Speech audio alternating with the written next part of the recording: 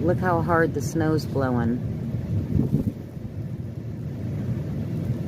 Wow.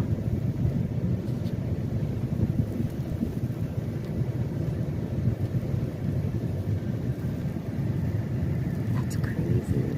It was clear an hour ago. Completely clear, 41 degrees. We had like a sprinkle. And now it's 18 degrees and dropping still. It dropped from 41 to 18 in the first, I'd say, 20 to 35 minutes.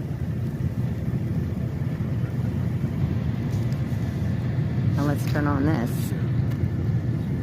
Let him. No cars. Look at that.